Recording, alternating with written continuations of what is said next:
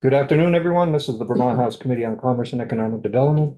It is Wednesday, January 7th, 2026 at 1 in the afternoon. And so before we go to the floor and hear the governor's state of the state, we have with us Commissioner Smith. Commissioner, if you'd like to join us. We're here to talk work. So if I invite our workforce director to join me up here. You can use that chair. Thank you. Jonathan's on watching us from behind. So good afternoon, everybody. Commissioner Kendall Smith from the Vermont Department of Labor. We're here to give you an update on registered apprenticeship, of which our department is the Registered Apprenticeship Agency. We'll just give you a quick refresher on what is a registered apprenticeship, who's involved in this space, give you kind of a point in time snapshot about how many registered apprenticeships we have in Vermont in terms of employers, sponsors, demographics, and then talk with you a little bit about our 2026 goals and aspirations for registered apprenticeship. I do know we have 45 minutes, so we'll do our best to be efficient. We do have a slide deck we'll be working from, which I'm wondering if that will be shared on the screen or not for the committee. I'm getting a nod. And will be in your possession if you want to follow up with us on anything and go back and look through any of the slides at your leisure. Just before we dive in, I do want to introduce some of the other individuals we have from the department here with us today. I know we might be back to do maybe a more formal, like, what are our department priorities, but want to start the year off. Last time you saw me, I was deputy commissioner. I am now commissioner, and we have welcomed a new deputy commissioner, Chris Winters. Chris, if you just want to some of you may know Chris, but just like 2 sentences about your background and. Sure. I most recently was the commissioner of the Department for Children and Families, did that for about 3 years. Before that, I was deputy secretary of state for several years and a long career in the secretary of state's office, where I worked on things like the Uniform Commercial Code and business portal. Spent some time in this room, maybe 10 years ago now, but it's good to be back. Yes. Chris has been a great bridge for us in terms of our interaction with DCF around workforce issues, as well as Secretary of State, Office of Professional Regulation and Professional Licensure. So he's had a lot of experience that's going to be really helpful at the department. And then also, since we were last here, I know a few of you know Rowan Hawthorne, but Rowan is officially our Policy Director and Legislative Affairs Director, which is a formal change. And then I have with me today Jay Ramsey, our Workforce Development Director, who you know, and a few other members of our team that work on apprenticeship, just depending on what your questions are. And so you can put face to names. Jay, do you want to introduce Sarah and Cindy? Yes, I would like to introduce Cindy Robillard, who's an Assistant Director in the Workforce Development Division, responsible for programs and partnerships.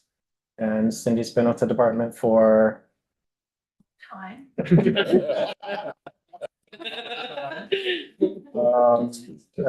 from the St. Johnsbury area, and Sarah is our apprenticeship director, serving in that role for 2 years, and comes from Essex. And before that, worked at the Center for Technology in Essex. So we lean heavily on the knowledge of the CTE system to make the connections in apprenticeship. So we have a great team, and now we will dive in, and I'm actually gonna kind of hand it over to Jay to start with a little bit of a refresher. Again, we'll try to go through this part quickly about what is a registered apprenticeship versus maybe you just hear the word apprenticeship all the time. What does making it registered mean? Why is that special? And how this program works. Okay, so I'm gonna put you in a time machine, and we're gonna go back 3 years to when this committee helped us refresh the statute for registered apprenticeship. So that modernized the system. The department is the registration agency. We have the apprenticeship council that advises the department on things related to registered apprenticeship. Registered apprenticeship is a national system. We're part of a national system. There's reciprocity between the states. And what it means to be registered is that we have a set of standards that we expect employers and sponsors and other entities to align their programs to. And they submit documents to us. And I know some of you probably heard that that's a burdensome process. I could explain what the burdensome parts are, but they have to document that there's a training outline, that there's progressive wage increases, There's a few other elements on one of the slides, which I'll go into more, but just generally, there's a set of standards that a program has to align to in order for them to be considered a registered apprenticeship. It just means that the company wants to take someone who doesn't know anything about an occupation, pair them up with someone who does, and train them. And the person takes classes. When we are talking about just apprenticeship, and some places say little a apprenticeship, that's, in my mind, just an earn and learn model where someone is paired with a person who knows the occupation and they're just training it without a lot of standards being met. Just trying to teach someone how to do a job. And maybe they're paid, maybe they're not paid. Maybe it takes less than a year to learn that. Those are some of the criteria that would go into it. So when I'm out and I hear someone say apprenticeship, my follow-up question is it registered? And so I'm saying that to you so that when you're out and you hear constituents or companies talk about apprenticeship, you could ask, is it registered? And if not, why not? And then maybe refer them to us so we can help them. So I'm going to move us ahead to this career pathways model. We're going to situate apprenticeship in this model, which seems very busy, but this is what the education system uses to understand how to align an educational program to the needs of the workforce. And it shows you how high school students would come in through an organized program of study to get to a job, to get to college. Where does apprenticeship fit in there? Apprenticeship is a job, and it's a training program for the job. And it exists in a space after high school graduation. We want to make sure there's alignment with high school and CTE programs so someone doesn't have to repeat a bunch of time that they spent learning something. So you're going to hear me talk about pre-apprenticeship. You're going to hear me talk about youth apprenticeship. Those are terms of art that speak to how we align experiences to a formal program. So you might see this come up in other presentations that we give, but this is a formal kind of theoretical structure for how apprenticeship connects into the workforce and the education system. So this is a chart of all of the essential components of a registered apprenticeship. First and foremost, it's led by business and industry. They're the ones saying we need this training program. They're the ones saying we want to take on training someone and figuring out the structures and systems that they need to have to get that person from point A to point B. Those points along the way are the structured on the job training. There's a training outline. There's a mentor, someone who's experienced that is helping to support that person learn the technical aspects of the job and connect the theoretical through technical training to the technical aspects. While that apprentice is in the program learning, the company commits to paying them wage increases along the way. That's a hallmark of this program. You're earning money while you are learning the job, and the company is committing to paying you a lot more along the way. And some programs incorporate what we call interim credentials, but there's something like maybe they finished a certified production technician, and that's a marker for them that they have a certain skill set, and that makes them eligible to go into the next part. At the end of the program is a credential for the apprentice that we issue as the registration agency that is recognized across the United States. So it's a portable, industry recognized credential. And that's what the beautiful thing about the system is across the country, that the apprenticeship system exists and those credentials are portable. So I want to just underscore two key takeaways from what Jay just went through in terms of if you're in a registered apprenticeship program, the credential that you receive at the end is recognized across state lines. Versus if I, Kendall Smith LLC, say I'm starting an apprenticeship program and you're a graduate of Kendall Smith LLC apprenticeship program, that credential doesn't have as much value in terms of being recognized by more employers across the country as if I had registered my program with the Vermont Department of Labor and was operating it through this framework. And then the other thing I hope that folks kind of zeroed in on in terms of what Jay just said, in terms of business and industry leading, the Vermont Department of Labor cannot just decree there is now a registered apprenticeship in social work. There it is. Like we can't do that. Like we need employers to come to us and the related training providers to be buying in to say, like, we want to stand up this program. Here's how it will look. We would work with them to create the curriculum and the framework for it, but it's not something that I think might be a common misperception that we just I can get on my soapbox and say, I decree there are 5 new apprenticeship pathways in Vermont. We really need that business leg of the stool to come to us and be the partner to create the pathway. In the training programs, are those typically more by the business?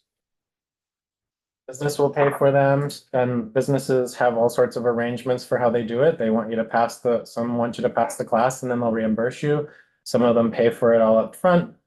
Some don't pay at all, and we refer apprentices to VSAC for trade scholarships and some of those funds.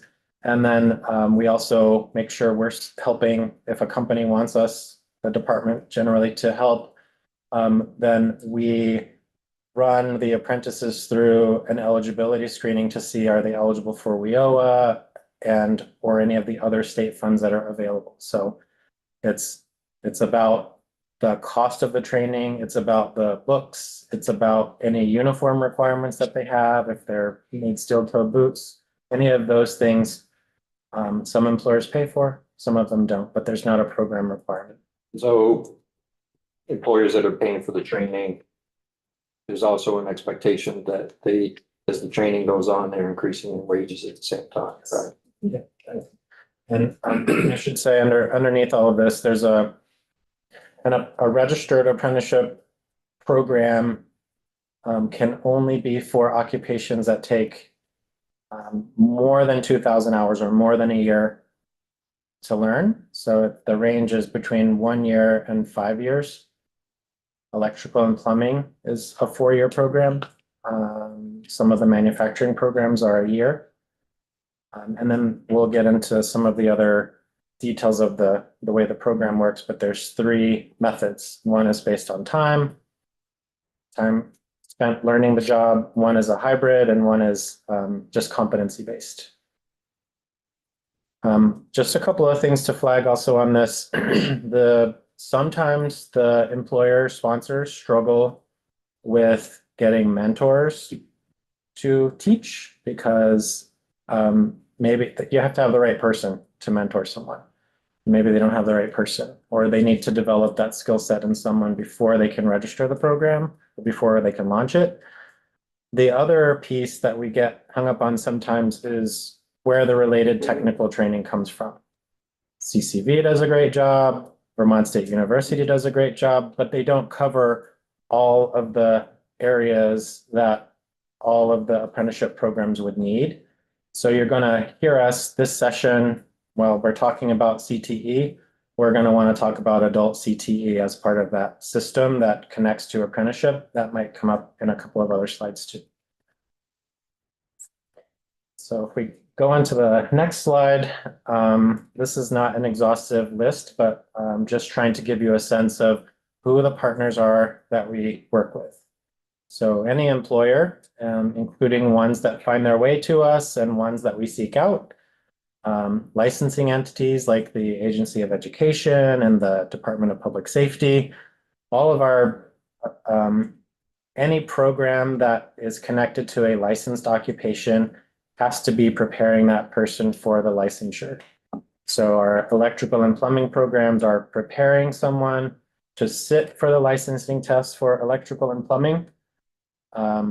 In order to be able to sit for it, they have to show that they have the certificate of completion of the apprenticeship program. The related instruction providers, Vermont State Colleges, CCV, there's some out-of-state entities. Companies can also do their own training in-house. That's totally up to them. It's their program. We just have some requirements about who can teach and what the topics are. And then the intermediaries, these are the go-betweens. These are entities that are doing work on our behalf. So on the grants page, you'll see that we give a grant to the Vermont Manufacturing Extension Center. They're a trusted industry expert in Vermont. They go around and meet with companies to talk about their services, but also to talk about apprenticeship. And then they make a referral to us to complete the process of registering a program. ABC of New Hampshire and Vermont, Ski Vermont, and the Vermont Rural Education Collaborative are some of our, I put them in their category of intermediary because they're not exactly a sponsor, they're doing outreach work, they're helping to coordinate and organize. Hey, does OPR have any anything under their wheelhouse for apprenticeships? In the statutes for OPR and in some of the licensing rules, and I'm not speaking for OPR, but I've done this research so I could speak to it. There are their rules use the word apprenticeship. So sometimes like a cosmetologist or barber or taxidermist, those types of occupations mention an apprenticeship. That's not what we're talking about because their threshold for number of hours is a little bit below 1,000 or 2,000. There are maybe 15 occupations that OPR regulates that do align well with registered apprenticeship. Property appraiser, I think, is one of the ones that we've been looking at recently. So we try to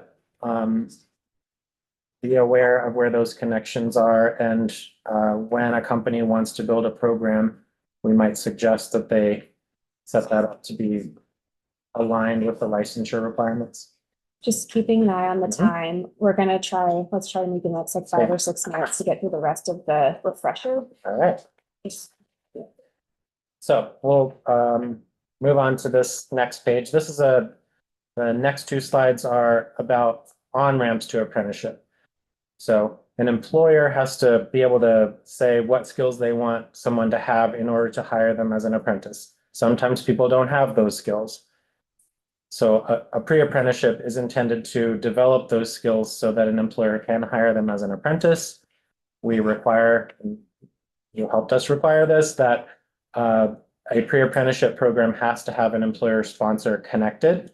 So in the last year, we've certified these 4 pre-apprenticeship programs, and we're in the process of working with Vermont Adult Learning to certify their weatherization program that would lead to the weatherization program that CVOEO has registered, and the related instruction is delivered in Barre at Blue View, Everblue. Can't get it all right. These are the 8 elements of a pre-apprenticeship program. I won't go into the details of it, but again, this is a program that helps on-ramp people into registered apprenticeship in the same way that a youth apprenticeship in the tech centers aligns with a registered apprenticeship and creates an advanced kind of accelerated path for the people that are in them. Sorry, just to clarify. So the idea is that the pre-apprenticeship program would be for folks that are not tied to an education, like to an educational institution, like just like a normal, not normal, but not an adult. Yes. It's sort of like a training program, and it has the added benefit of being aligned with an apprenticeship. I will note that is an area that I think as we're doing education system conversations, there is like a little bit of tension around if you have some enterprising youth that want to go right into a pre-apprenticeship program instead of maybe a CTE center or something else. So just it's fine, but just flagging that is one of those areas where it's like who's on first base, who's on second base, and what are the right pathways depending on what you're interested in and what your needs are. Yeah. Is there a role for corrections in a pre-apprenticeship or apprenticeship program? Um, So we had DOC on our apprenticeship advisory board for a long time. That individual actually just recently retired from state government. Because they were in a seat, we have two seats. I think there's two seats for Mhm. people that work with underserved populations. On the advisory council, and I'm gonna look at like Sarah, Cindy, or Jade, of course, correct me here, but I don't believe we are currently doing a lot in the corrections field at the moment as it relates to apprenticeship, Yeah. But generally and we're gonna have some joint testimony about work that we're doing with corrections. The work that we do is at the case manager level, going into and meeting into the facilities and meeting with certain folks who are about to exit. So one success story there is a case manager working with someone who is interested in being an electrician, and we facilitated that person doing coursework and I think taking a test so that they were aligned with an apprenticeship. And we have companies now that are eagerly awaiting to hire people as they're exiting. So that's the alignment work. And if they happen to exit a facility and we're working with a community partner like Vermont Adult Learning, that's how we would get them onto the pathway. We hearing more on that next week. Wednesday, we'll have a joint hearing with institutions and collections on this subject. This slide here, I talked about we're the registration agency. That also means that we have to do monitoring and compliance checks with the registered programs. There's a set of federal regulations that we have to monitor them for. We register a program that's on a probationary registration, and they get a permanent registration once we review them. Broadly speaking, the department's role is to help with outreach, promotion, and recruitment of apprentices to get them hired into those jobs. We do some program development work with other agencies like AHS or Department of Health or Public Safety. Skip over the recruiting because I mentioned it before, but it's really important that we're helping companies recruit. The Apprenticeship Advisory Board is there helping us, advising us. And then just for the sake of a scope conversation, we have 3 FTEs that make this program work. And 2 of them have been doing the work for a couple of years, and we just hired the 3rd one on, and maybe she's in her 2nd month. So that's the capacity of the team. We have to be always very clear about what it is that we are able to do and not able to do. Zooming out here, bigger picture, this is a picture of an apprenticeship and on-the-job training fair at Missisquoi Valley Union High School. There's a similar fair in around Springfield last year. So our regional job centers are participating with partners on these events, and then we tried to encourage them to include apprenticeship. And so we've done a couple of really unique and innovative things, bringing information about apprenticeships to young folks still in school.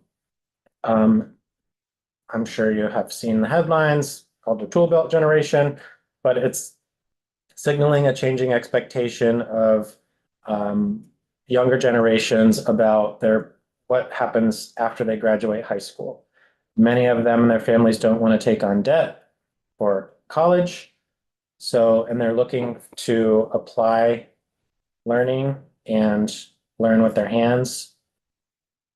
So this is the nexus here of registered apprenticeship for us as the registration agency. We'd like to see more young people get involved. And in some of the stats, I intend to show you that seems to be working. So part of the work of the team is handling development inquiries. So this little chart here shows you last year, We held 47 discovery calls, and that's just like an hour where we're meeting with the company, asking questions and helping to figure out what it is that they want or think they want, and helping to solve that problem for them. We're diagnosing problems and making referrals.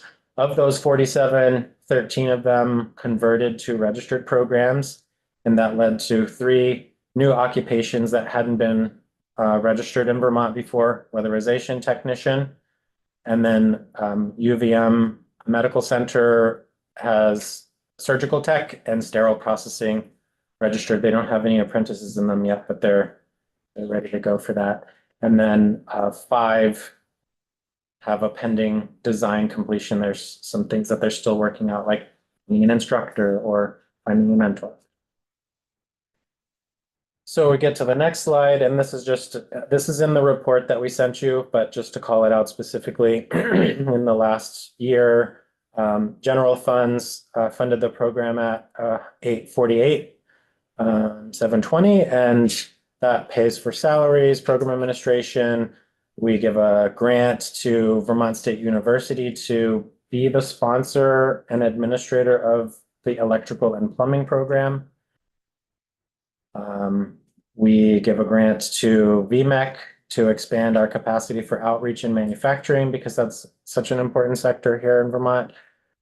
We have operational expenses, advisory board expenses, and for the rest of this fiscal year, we're planning to do some work in human services with the psychiatric hospital and the Brattleboro retreat, potentially CCV. There's an area here where we could develop some pathways with apprenticeship. We plan to do an apprenticeship 101 convening with the RDCs and the chambers of commerce so that they can hear about apprenticeship and be prepped to have that conversation and at least make a referral to us when it's necessary. And then recognizing that Chittenden County and the northwest part of the state has a construction academy now where companies are sending people to be trained. Southern Vermont doesn't have a similar thing. So we're hoping to do some work in Southern Vermont on construction apprenticeships and in that space. So we'll have more there. The other thing that we did for grant funding is St. Johnsbury Academy's adult CTE program received a grant to develop a year 1 curriculum for electrical that they were sharing across the state, so that the adult CTE programs can deliver year 1 curriculum for electricians. And it would be hybrid, and it would be in the evening and on the weekends. So that's another way that we're trying to serve more people. The Vermont State University program is only online, and it doesn't work for everybody. So we're trying to expand the opportunities to reach more people for electricians at this point. The stats sort of speak for themselves, so I won't spend a whole ton of time, but there are 29 active occupations in Vermont. And the next slide kind of outlines them and organized by the delivery method. So competency-based, they're being assessed along the way to make sure that they're learning the skills and applying them correctly. The hybrid is a mix of spending time on something and being assessed for something. And then the most popular one, because it's a little bit easier, I think, is time-based. That's just measuring someone's time spent on a certain task on the training list.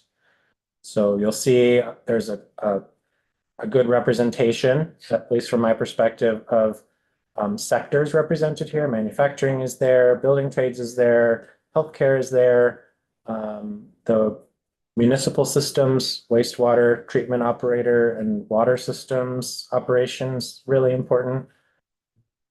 That was Especially- really important thinking, flooding, with our aging infrastructure and workforce, have workforce needs, as we all know, in every sector, but that was one that came up quite a bit over the past few years in terms of just those sustainable systems and human component to them, not just the bricks and mortar.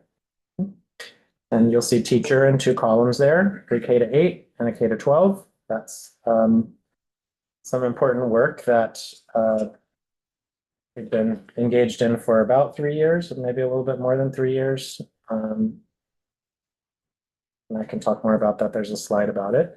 So for this past, these numbers are aligned with the federal fiscal year. That's how our system works. We're using a federal system. So there were 1,686 active apprentices during that fiscal year. We saw 701 new apprentices and 197 completions. And you might be saying, why don't we see more completions? Well, it's because there's 3-year and 4-year long programs that the majority of apprentices are in.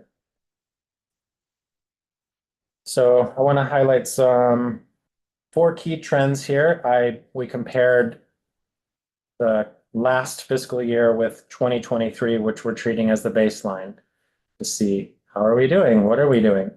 So over those 2 years, we've seen the overall age of apprentices drop. And I need to say more about that. I think it's important and it's not on the slide. Maybe. While you're looking, can I just ask about the completions? Like if we're looking at 3- and 4-year programs, then I would look at like the active number and divide it by 4 and expect that to be the number that graduate every year, so that we're at about 50%. Is that, how do we compare nationally? If we're looking at something. That's a good question that I don't have the answer to. I think probably what we need to do is just focus on electrical and plumbing, because that's where the majority of apprentices are. And then we could drill down and see where people are in the process. We need to also do potentially some data sharing with the licensing boards to see of the people who completed, did they sit and get a license? And is there a gap? Like, is there a leak in that pipeline? So that's some work that we intend to do with the licensing boards, as well as breaking up. I don't want to say chunking up, but breaking the programs up into smaller, more explicit sections so that a younger person can come in and commit to learning this and doing it for a year, and then learning another part and doing it for a year. I think that would help the system. So you can read what's on the slide here. Younger apprentices overall. The most notable age decrease was in female identifying apprentices. And so overall, we saw a drop of 1.7 years on average. For female identifying, it was a drop of 2.8 years on average, going from 31.5 years to 28.7 years. And then the male identifying dropped 1.6 years from 26.5 to 24. So their apprentices seem to be getting younger. I'll also add that our data collection system is better than it used to be.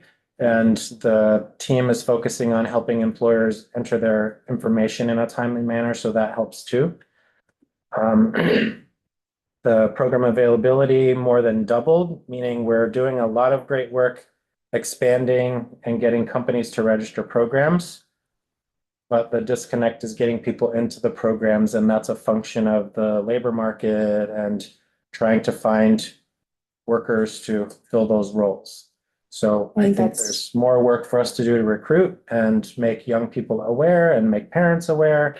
So that all would contribute to helping companies fill these roles. But this is still in the context of there aren't enough workers to fill all of the available jobs. This is also representative of employers trying to get more and more creative who may not have considered being a registered apprenticeship site in the past, but again, because there's a dearth of workers, are willing to try new strategies. Yeah, true. And then the last point here about this stronger CTE to apprenticeship pathways, we saw nearly twice as many apprentices than the previous in 2023. Again, that's a function of raising awareness with the CTE instructors. It's a function of better data collection from the sponsors that are entering their registration data in our system. So I think we have the right data points in place to be able to measure the flow of students from CTE into apprenticeship, and hope to see that this number increases as the years go on. Instructors on the adult side for the apprenticeship programs, do they need to be licensed by AOE? In the statute, it does say that they have to be a licensed teacher. But I don't, some companies I think are struggling with that, so that would be something that we could waive. if they- You mean to deliver the related instruction, but not the mentor on the job site. Right. So if I am, right, learning electrical, I would already be, let's say like a master electrician, right? But Yeah. I would have to also be a licensed teacher. But then when I'm going to CCV or VTSU or other places for then the instruction piece, that's where I think, Yeah. right, you have to be delivered by a licensed educator. That's been a problem, trying to find instructors. Yeah. Just generally in this, Yep. and we hear it in the CTE CTC is programs. quite a bit. Yeah. We just Just touch looking on at this. time, yeah, touching on this, quickly. so we want to provide a little snapshot about the teacher apprenticeship program. As I said, it's been a multi-year effort where we're working directly with the Agency of Education. We're leveraging federal apprenticeship expansion funds to make this work happen. And we have an MOU with the agency where we transfer some of those federal funds to them, and it pays for their emerging pathways coordinator position. And they're the point person working within the licensing division to make sure the apprenticeship programs that schools are registering with us are recognized and can prepare people to be licensed.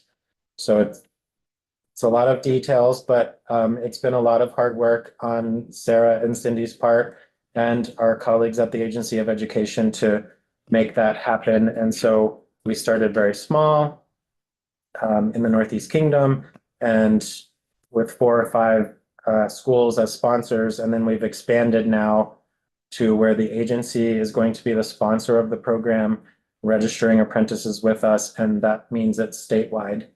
So that will be some ongoing work. The other thing that I want to point out here, this work with a teacher apprenticeship program has a lot of support and interest from the McClure Foundation. And they've been trying to tell the story about the apprenticeship program. There's a Vermont Business article here that you could pull up that tells the story of some apprentices in the Northeast Kingdom. The other part to this is a connection with service programs like America.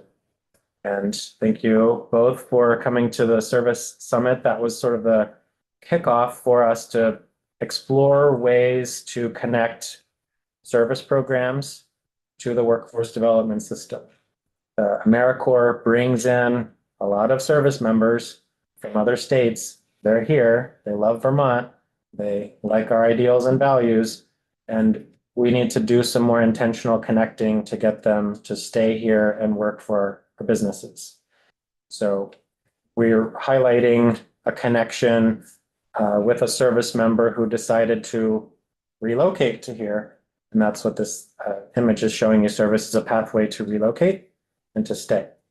So that's work that we'll be talking about through the session with you. All right, I am going to try to quickly go through some recent federal changes that I think are appropriate to be aware of as we're talking about where are we in time and space as it relates to apprenticeship. The good news here is money is flowing federally for apprenticeship right now, which is really great for our Vermont employers. And some changes here is that the federal administration is opening up funding pipelines directly to employers that want to hire apprentices, and it's not necessarily coming as money to the states where we then have to distribute as an intermediary or in very specific ways. So a few things here. If you look through the federal administration's workforce plan in terms of what are they prioritizing, apprenticeship is at the top of that list. The president has a goal to increase apprentices by over 1 million, and he is linking nearly every workforce initiative he can back to access and growth in the number of apprentices. That's represented again in America's Talent Strategy, which is their plan, as well as an executive order that he signed back in April. USDOL is still on a continuing resolution right now in terms of the current fiscal year budget. And so we have our eyes on that in terms of what does it mean for workforce funding. But one of the things that has been proposed, I do not think this is going to actually come to fruition, but one of the competing ideas that's out there right now is getting rid of WIOA, which we'll talk about later, transitioning to a Make America Skilled Again block grant in its place. And the amount of money states would receive for that, 10% would need to be dedicated to apprenticeship if that was to come to pass. The federal administration also last month announced an American Manufacturing Apprenticeship Fund. That is a fund that the state of Arkansas is going to be administering on their behalf. And manufacturing employers can apply directly to the fund and receive $3,500 in terms of a tax incentive per manufacturing apprentice that they hire.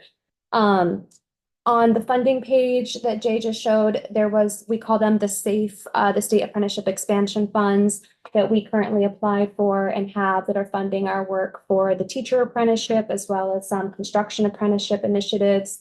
And then hot off the press as of last night, so it's only a few hours old, so I haven't fully read it and absorbed it. They announced another 145 million for apprenticeship funding initiatives for states that can be used for AI, semiconductor, IT, healthcare, telecom, and defense industry apprenticeships.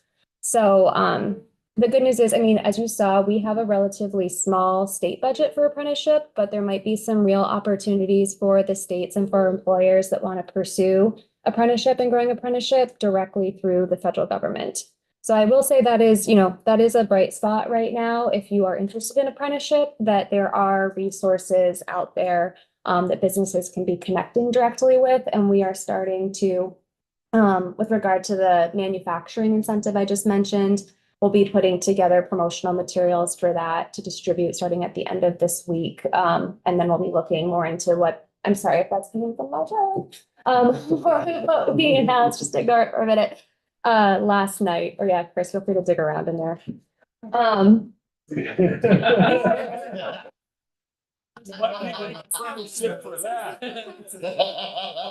Thank you, Deputy Best Deputy Award. Sorry, silence my phones.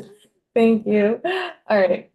So I recognize, I hear the bell maybe even dinging that you want it to wrap this up in about 5 minutes. So maybe what we can do is, I know we'll be back, so we can obviously continue. What we were going to touch on the next slide, I'm not actually going to go far too into it, but it's what we're doing for communication, outreach, and awareness efforts over the next year. The most notable thing on this list is we do have a newsletter. If anyone would like to be on this newsletter, it goes out quarterly. Let us know. It has our best engagement rates and the least number of unsubscribes. So it's very popular as far as our department newsletters. Jay, do you maybe want to summarize in the last 5 minutes, kind of the last 3 slides in terms of, we touched on a few things and how we have grown, things that are upcoming, but really what would you succinctly say is our 2026 agenda here? We have very little legislative ask, but to give you a sense of where we're going, and then we're happy to round this off later if we need to time out. Yeah, I think I'll start with the legislative ask, which is really about technical corrections. When you passed Act 55, you asked us to work with the Office of Racial Equity to review the language and make some suggestions. That didn't ever land in a follow-up bill, so we're just bringing it back and asking for technical corrections. So that's going to come to you if it hasn't already. We will continue to come in and talk about apprenticeships, so you have enough information to maybe be dangerous about it. But really to help get the word out to employers and to the people in your districts, help them understand a little bit. The bottom line for your constituents is it's a job. So you got to apply for it and you have to be hired into it. Our work at the department is really getting the employers to put apprenticeship in the job title when they're trying to hire people. We also want to continue to keep a little bit of a focus on adult CTE. in the context of the CTE governance changes and as it relates to registered apprenticeship. Thank you, Jay, thank you. Thank you. We appreciate it. So I have to get upstairs too. Yeah, it's okay. So let us know, again, review the slide deck if you want us to come back at a later date and kind of finish it out. But I will just say overarchingly, continuing to grow our apprenticeship program is one of our top priorities right now as a department. If you were to ask me, what are your top 3 priorities for the coming year? It's continuing to expand the number of pathways in Vermont where you can be a registered apprenticeship, pre-apprenticeship, and continuing to communicate out the opportunities, even if we're not turning on the spigot of state funding necessarily for this, of what exists for federal resources right now that will be advantageous to Vermont businesses. So, Great. thank you. Thank you very much.